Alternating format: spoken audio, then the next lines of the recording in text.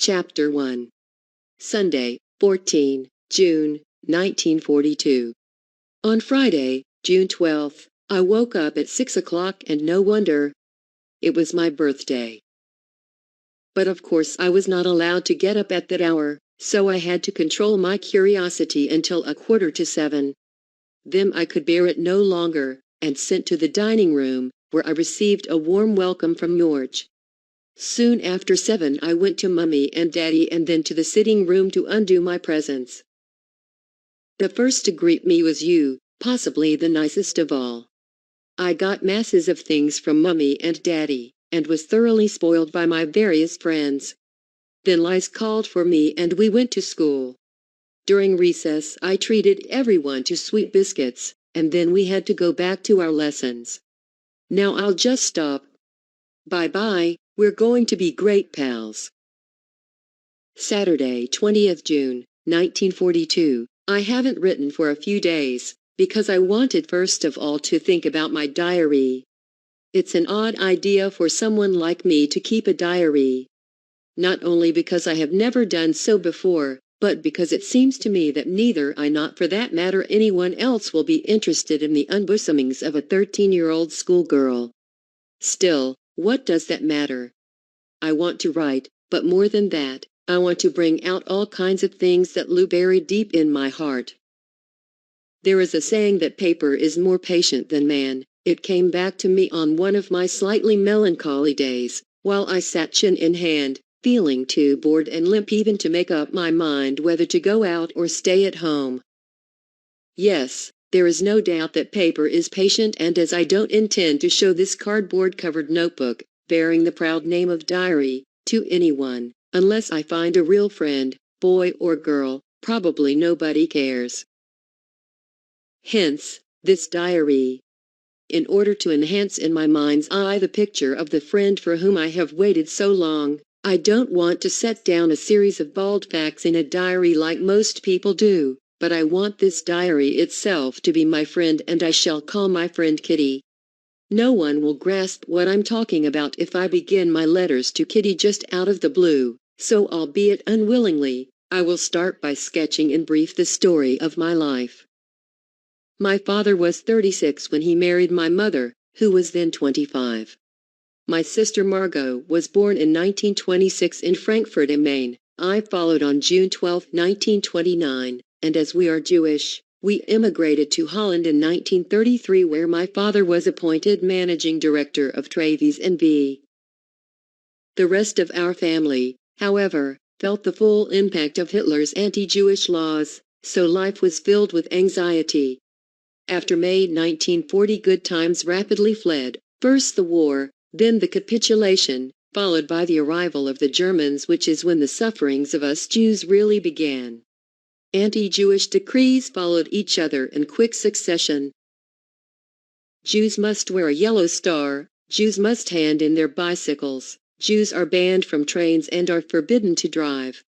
Jews are only allowed to do their shopping between 3 and 5 o'clock, and then only in shops which bear the placard Jewish shop. Jews must be indoors by 8 o'clock and cannot even sit in their own gardens after that hour. Jews are forbidden to visit theaters, cinemas, and other places of entertainment. Jews may not take part in public sports. Swimming baths, tennis courts, hockey fields, and other sport grounds are all prohibited to them. Jews may not visit Christians. Jews must go to Jewish schools, and more restrictions of a similar kind. So we could not do this and were forbidden to do that.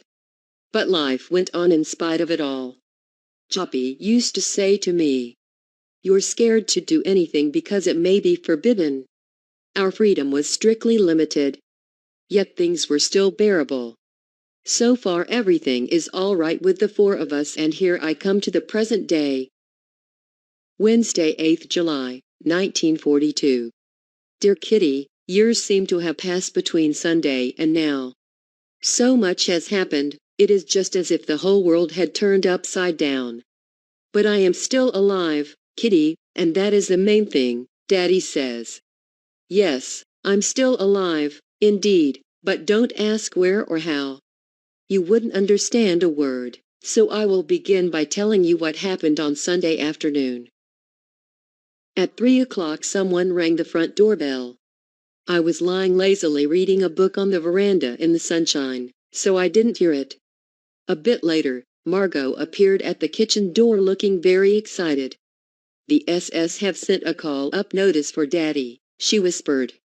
"Mummy has gone to see Mr. Van Don already." It was a great shock to me, a call-up. Everyone knows what that means. I picture concentration camps and lonely cells should we allow him to be doomed like this. "Of course he won't go," declared Margot, while we waited together. "Mummy has gone to the Van Dons to discuss whether we should move into our hiding place tomorrow. The Van Dons are going with us. We shall be 7 in all." Silence. We couldn't talk any more, thinking about Daddy, who, little knowing what was going on, was visiting some old people in the Jud's Invalide. Waiting for Mummy, the heat and suspense, all made us very overawed and silent. Into hiding, where would we go? In a town or the country? In a house or a cottage? When? How? Where? These were questions I was not allowed to ask, but I couldn't get them out of my mind. Margot and I began to pack some of our most vital belongings into a school satchel. The first thing I put in was this diary, then hair curlers, handkerchiefs, school books, a comb, old letters. I put in the craziest things with the idea that we were going into hiding. But I'm not sorry, memories mean more to me than dresses. At 5 o'clock Daddy finally arrived, and we phoned Mr. Kufus to ask if he could come around in the evening. Van Don went and fetched Miep.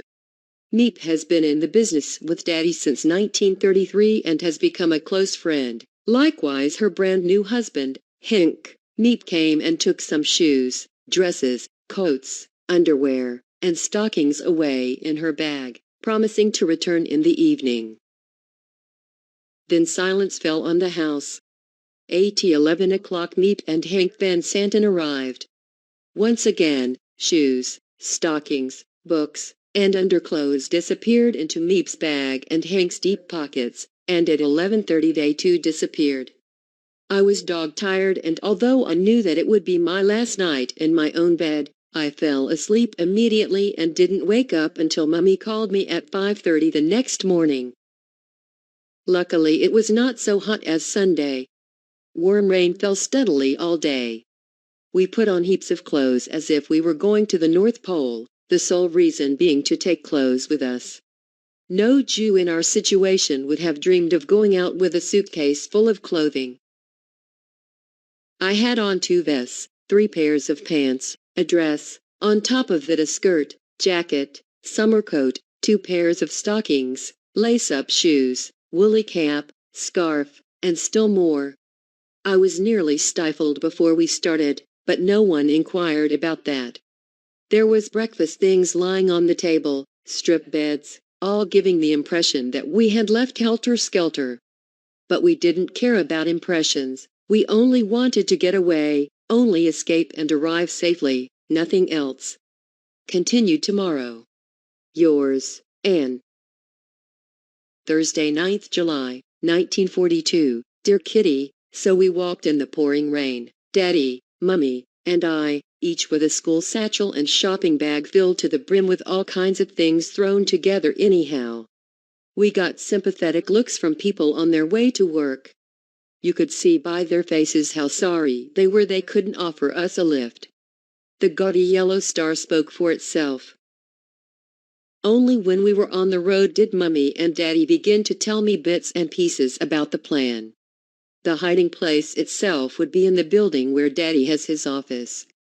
Daddy didn't have many people working for him. Mr. Crowler, Kufus, Miep, and Ellie Vossen, a 23-year-old typist who all knew of our arrival. I will describe the building. There is a large warehouse on the ground floor which is used as a store. The front doors to the house is next to the warehouse door, and inside the front door is a second doorway which leads to a staircase. A wooden staircase leads from the downstairs passage to the next floor. There is a small landing at the top. There is a door at each end of the landing, the left one leading to a storeroom at the front of the house and to the attics. The right-hand door leads to our secret annex. No one would ever guess that there would be so many rooms hidden behind that plain gray door. There's a little step in front of the door and then you are inside. There is a steep staircase immediately opposite the entrance. On the left, a tiny passage brings you into a room which is to become the Frank family's bed-sitting room. Next door, a smaller room, study and bedroom for the two young ladies of the family. On the right, a little room without windows containing the wash basin and a small WC compartment, with another door leading to Margot's and my room. If you go up the next flight of stairs and open the door, you are simply amazed that there could be such a big light room in such an old house by the canal. There is a gas stove in this room and a sink. This is now the kitchen for the Van Don couple, besides being general living room, dining room, and scullery. A tiny little corridor room will become Peter Van Dan's apartment. Then, just on the lower landing, there is a large attic. So there you are. I've introduced you to our beautiful secret annex. Yours, Anne. Chapter 2, Friday, 14th August, 1942. Dear Kitty, I have deserted you for a whole month, but honestly, there is so little news here that I can't find amusing things to tell you every day. The Van Dons arrived on July 13th. At 9:30 in the morning Peter arrived, the Van Dons' son, not 16 yet, a rather soft, shy, gawky youth. Can't expect much from his company. He brought his cat with him. Mr. and Mrs. Van Don arrived half an hour later. From the day they arrived we all had meals cozily together, and after 3 days it was just as if we were one large family. Naturally, the Van Dons were able to tell us a lot about the extra week they had spent in the inhabited world.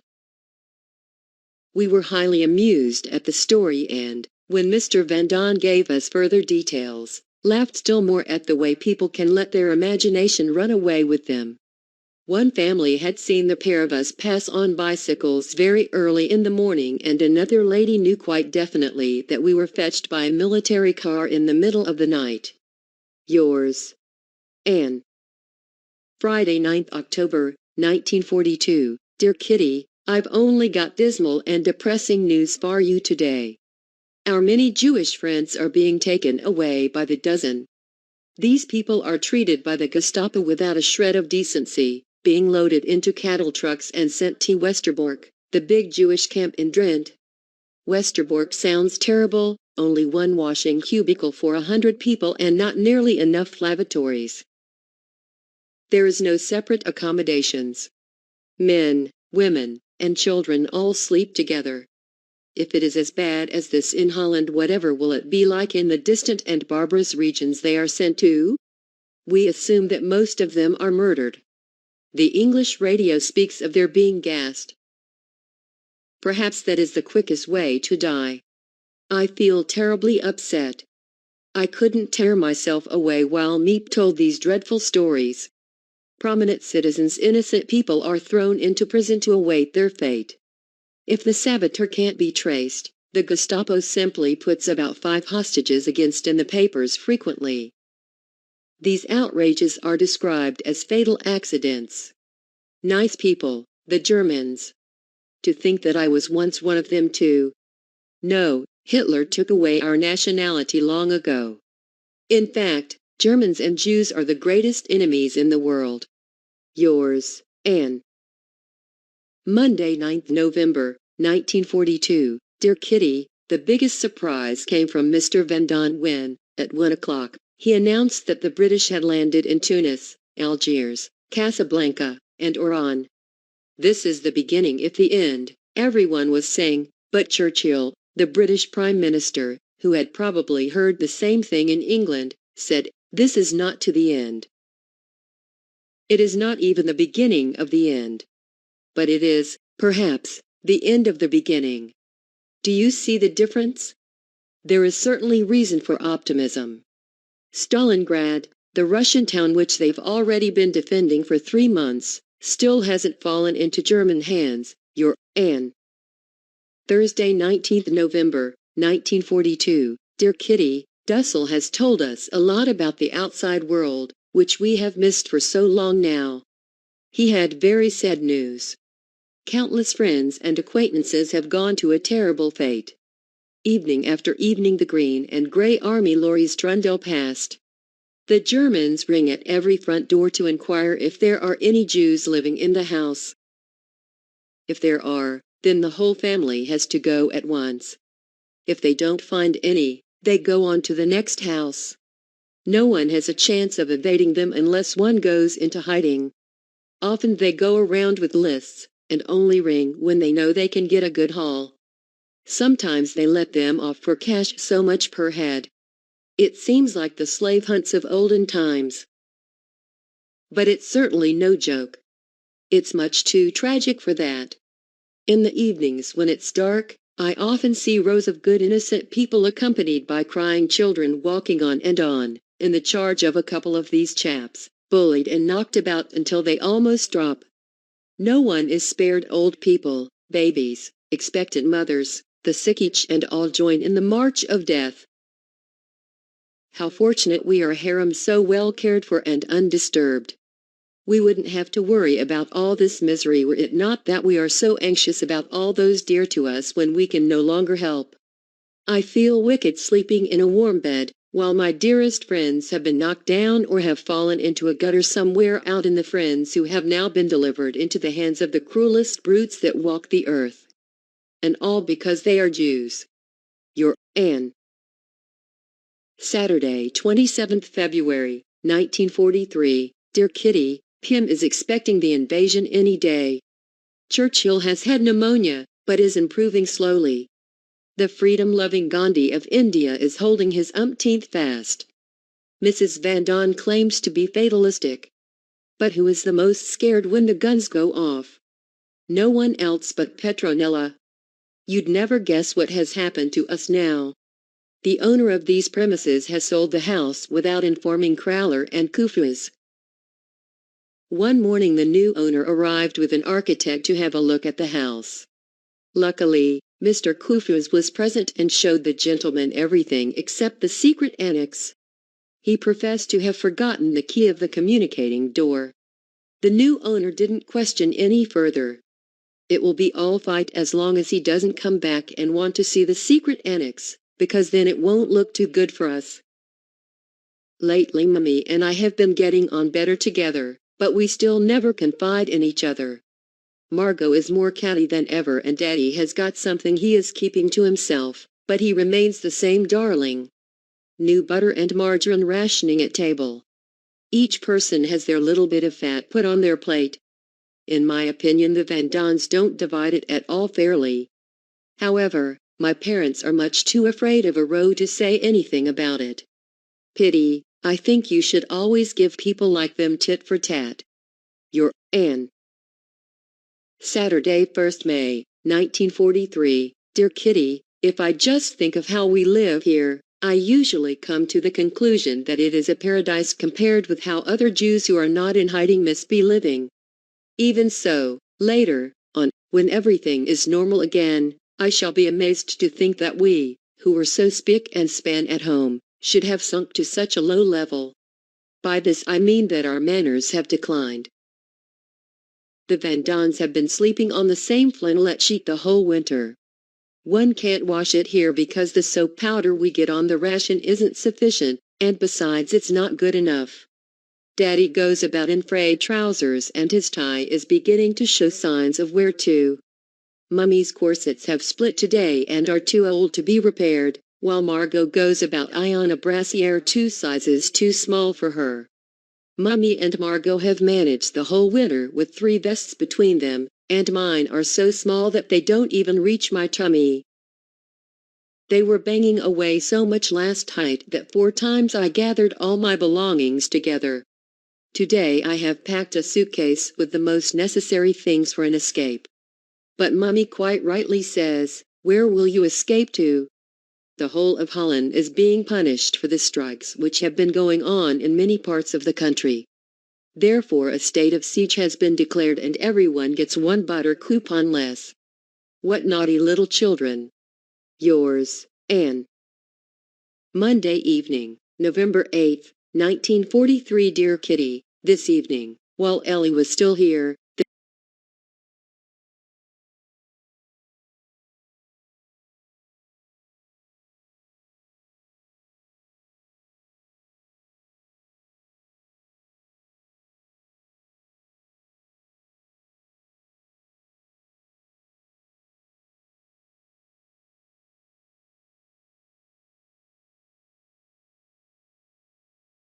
sometimes I wander by the roadside, or our secret annex is on fire, or they come and take us away at night. I see everything as if it is actually taking place, and this gives me the feeling that it may all happen to me very soon. Meep often says she envies us for possessing such tranquility here. That may be true, but she is not thinking about all our fears. I simply can't imagine that the world will ever be normal for us again.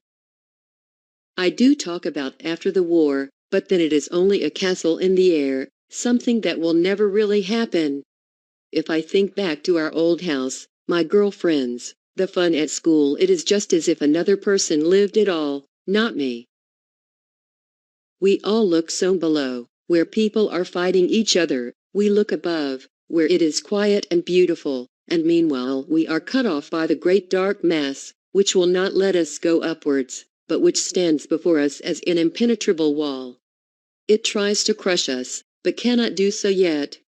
I can only cry and implore, oh, if only the black circle could recede and open the way for us. Yours, Anne. Chapter 3, Thursday, 6th January, 1944. Dear Kitty, my longing to talk to someone became so intense that somehow or other I took it into my head to choose Peter. Sometimes if I've been upstairs in Peter's room during the day, it always struck me as very snug, but because Peter is so retiring and would never turn anyone out who became a nuisance, I never dared stay long, because I was afraid he might think me a bore. I tried to think of an excuse to stay in his room and get him talking, without it being too noticeable, and my chance came yesterday. Peter has a mania for crossword puzzles at the moment and hardly does anything else. I helped him with them and we soon sat opposite each other at his little table, he on the chair and me on the divan. It gave me a queer feeling each time I looked into his deep blue eyes, and he sat there with that mysterious laugh playing around his lips. I was able to read his inward thoughts. I could see on his face that look of helplessness and uncertainty as to how to behave, and, at the same time, a trace of his sense of manhood. I noticed his shy manner and it made me feel very gentle. I couldn't refrain from meeting those dark eyes again and again, and with my whole heart I almost beseeched him, "Oh, tell me, what is going on inside you? Oh, can't you look beyond this ridiculous chatter?" But the evening passed and nothing happened, except that I told him about blushing naturally, not what I have written, but just so that he would become more sure of himself as he grew older. When I lay in bed and thought over the whole situation, I found it far from encouraging, and the idea that I should beg for Peter's patronage was simply repellent. One can do a lot to satisfy one's longings, which certainly sticks out in my case, for I have made up my mind to go and sit with Peter more often and to get him talking somehow or other. Whatever you do, don't think I'm in love with Peter, not a bit of it. If the Vendons had had a daughter instead of a son, I should have tried to make friends with her too. Yours, Anne. Saturday, 19th February, 1944. Dear Kitty, it is Saturday again, and that really speaks for itself. The morning was quiet. I helped a bit upstairs, but I didn't have more than a few fleeting words with him. At 2:30, when everyone had gone to their own rooms either to sleep or to read, I went to the private office, with my blanket and everything, to sit at the desk and read or write. It was not long before it all became too much for me. My head drooped onto my arm, and I sobbed my heart out. The tears streamed down my cheeks and I felt desperately unhappy. Oh, If only he had come to comfort me. It was 4 o'clock by the time I went upstairs again. I went for some potatoes, with fresh hope in my heart of a meeting, but while I was still smartening up my hair in the bathroom he went down to see Botch in the warehouse. Suddenly I felt the tears coming back and I hurried to the lavatory, quickly grabbing a picket mirror as I passed. There I sat then, fully dressed, while the tears made dark spots on the red of my apron, and I felt very wretched. This is what was going through my mind. Oh, I'll never reach Peter like this. Who knows, perhaps he doesn't like me at all and doesn't need anyone to confide in. Perhaps he only thinks about me in a casual sort of way. I shall have to go on alone once more, without friendship and without Peter. Oh, if I could nestle my head against his shoulder and not feel so hopelessly alone and deserted. Who knows, perhaps he doesn't care about me at all and looks at the others in just the same way. Perhaps I only imagined that it was especially for me. Oh, Peter, if only you could see or hear me. If the truth were to prove as bad as that, it would be more than I could bear. Yours, Anne. Saturday, 4th March, 1944. Dear Kitty, this is the first Saturday for months and months that hasn't been boring, dreary, and dull. And Peter is the cause. This morning I went to the attic to hang up my apron, when Daddy asked whether I'd like to stay and talk some French. I agreed. First we talked French, and I explained something to Peter. Then we did some English. Daddy read out loud to us from Dickens and I was in seventh heaven, because I sat on Daddy's chair very close to Peter. I went downstairs at 11 o'clock. When I came upstairs again at 11:30, he was already waiting for me on the stairs. We talked until 1:15. If, as I leave the room, he gets a chance after a meal, for instance, and if no one can hear, he says, "Goodbye, and see you soon." I am so pleased. I wonder if he is going to fall in love with me after all? Anyway, he is a very nice fellow and no one knows what lovely talks I have with him. From morn till night I look forward to seeing Peter. Yours, Anne. Monday, 6th March, 1944. Dear Kitty, I can tell by Peter's face that he thinks just as much as I do, and when Mrs. Bandon yesterday evening said scoffingly, "The thinker," I was irritated. Peter flushed and looked very embarrassed, and I was about to explode. Why can't these people keep their mouths shut? You can't imagine how horrible it is to stand by and see how lonely he is and yet not be able to do anything. I can so well imagine, just as if I were in his place, how desperate he must feel sometimes in quarrels and in love. Poor Peter, he needs love very much. When he said I didn't need any friends, how harsh the words sounded to my ears. Oh, how mistaken he is. I don't believe he meant it a bit. He clings to his solitude, to his affected indifference and his grown-up ways, but it's just an act, so as never to how his real feelings. Poor Pete, how long will he be able to go on playing this role? Surely a terrible outburst must follow as the result of this superhuman effort? Oh, Peter, if only I could help you, if only you would let me. Together we could drive away your loneliness and mine. Yours, Anne. Thursday, 16th March, 1944. Dear Kitty, now I know why I'm so much more restless than Peter. He has his own room where he can work, dream, think, and sleep. I am shoved about from one corner to another. That is the reason too why I so frequently escape to the attic. There, and with you, I can be myself for a little while, just a little while.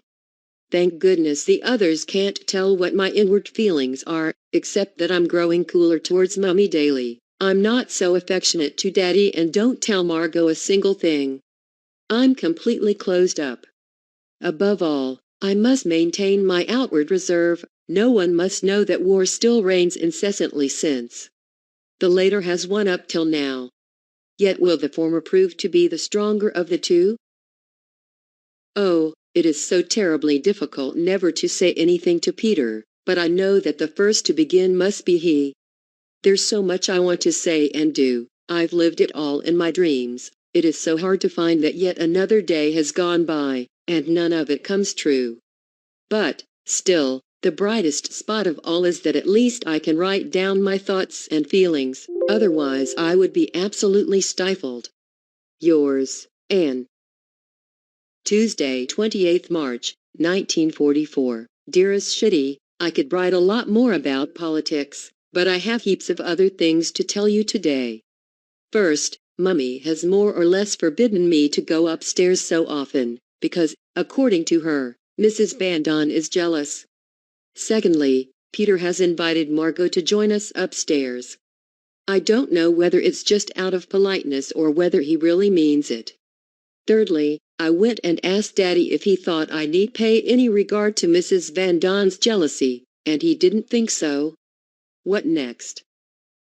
Mummy is cross, perhaps jealous too.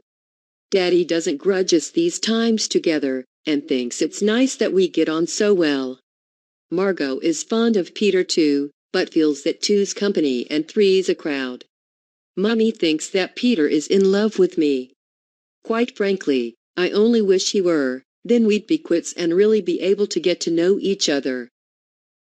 She also says that he keeps on looking at me. Now, I suppose that's true, but still I can't help it if he looks at my dimples and we wink at each other occasionally, can I? I'm in a very difficult position.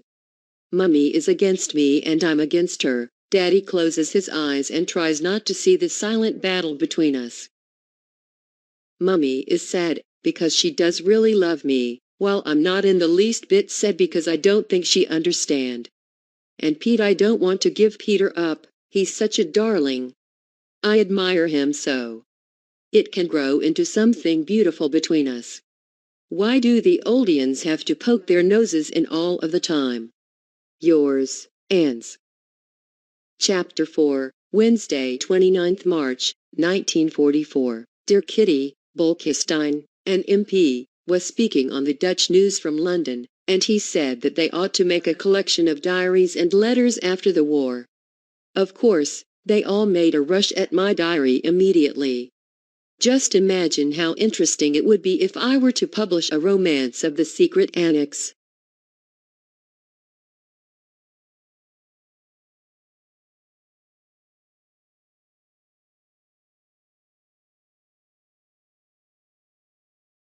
But, seriously, it would seem quite funny 10 years after the war if we Jews were to tell how we lived and what we ate and talked about here. Although I tell you a lot, still, even so, you only know very little of our lives. You don't know anything about all these things, and I would need to keep on writing the whole day if I were to tell you everything in detail.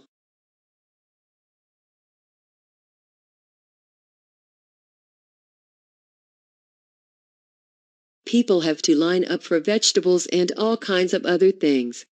Doctors are unable to visit the sick, because if they turn their backs on their cars for a moment, they are stolen. Burglaries and thefts abound, so much so that you wonder what has taken hold of the Dutch for them suddenly to have become such thieves. Little children of 8 and 11 years break the windows of people's homes and steal whatever they can lay their hands on. No one dares to leave his house unoccupied for 5 minutes, because if you go, your things go too.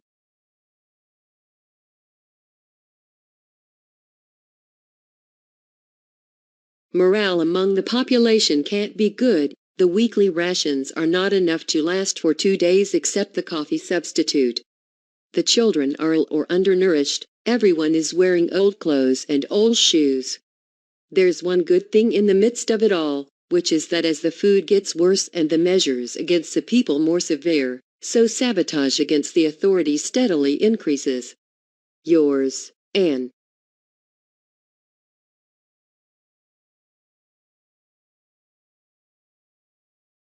Tuesday, 4th April, 1944. Dear Kitty, I want to get on. I can't imagine that I would have to lead the same sort of life as Mummy and Mrs. Vandon and all the women who do their work and are then forgotten. I must have something besides a husband and children, something that I can devote myself to. I want to go on living even after my death. And therefore I am grateful to God for giving me this gift, this possibility of developing myself and of writing, of expressing all that is in me.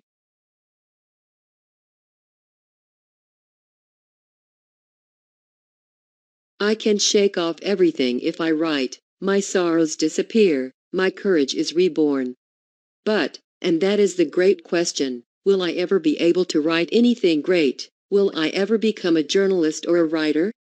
I hope so. Oh, I hope so very much, for I can recapture everything when I write, my thoughts, my ideals and my fantasies.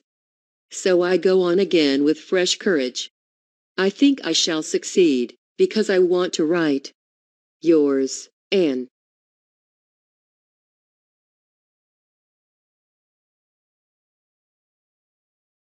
Sunday morning, just before 11 o'clock, April 16th, 1944. Darlingest Shitty, remember yesterday's date, for it is a very important day in my life. Surely it is a great day for every girl when she receives her first kiss? Well, then, it is just as important for me too. Bram's kiss on my right cheek doesn't count anymore, likewise the one from Mr. Walker on my right hand.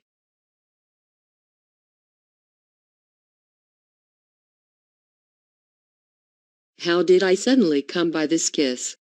Well, I will tell you. Yesterday evening at 8 o'clock I was sitting with Peter on his divan. It wasn't long before his arm went round me. Let's more up a bit, I said, then I don't bump my head against the cupboard. He moved up, almost into the corner. I laid my arm under his and across his back.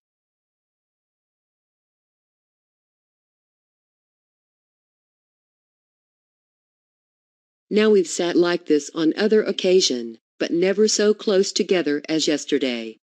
He held me firmly against him, my left shoulder against his chest. Already my heart began to beat faster, but we had not finished yet. He didn't rest until my head was on his shoulder and his against it. When I sat upright again after about 5 minutes, he soon took my head in his hands and laid it against him once more.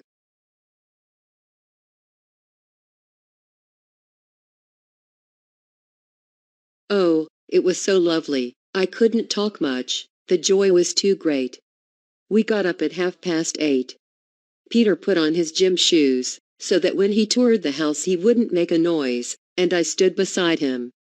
How it came about so suddenly, I don't know, but before we went downstairs he kissed me, through my hair, half on my left cheek, half on my ear. I tore downstairs without looking round, and I'm simply longing for today. Yours, Anne.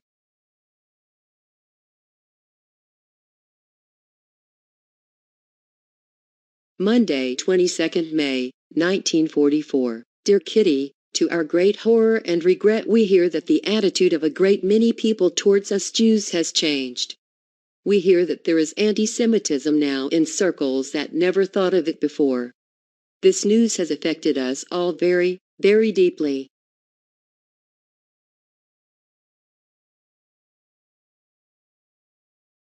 The cause of this hatred of the Jews is understandable, even human sometimes, but not good. The Christians blame the Jews for giving secrets away to the Germans, for betraying their helpers and for the fact that, through the Jews a great many Christians have gone the way of so many others before them, and suffered terrible punishments and a dreadful fate. Would Christians behave differently in our place? The Germans have a means of making people talk. Can a person, entirely at their mercy, whether Jew or Christian, always remain silent? Everyone knows that is practically impossible. Why, then should people demand the impossible of the Jews? It's being murmured in underground circles that the German Jews who immigrated to Holland and who are now in Poland may not be allowed to return here. They once had the right of asylum in Holland, but when Hitler has gone they will have to go back to Germany again.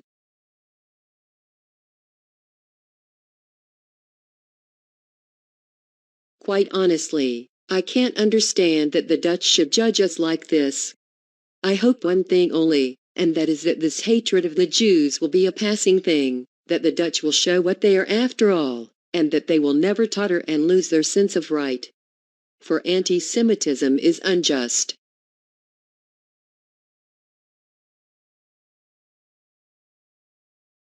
And if this terrible threat should actually come true, then the pitiful little collection of Jews that remain will have to leave Holland. We, too, shall have to move on again with our little bundles, and leave this beautiful country, which offered us such a warm welcome and which now turns its back on us. I love Holland. I who, having no native country, had hoped that it might become my fatherland, and I still hope it will.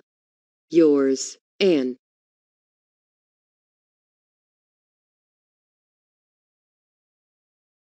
Thursday, 25 May, 1994. Dear Kitty, there's something fresh every day.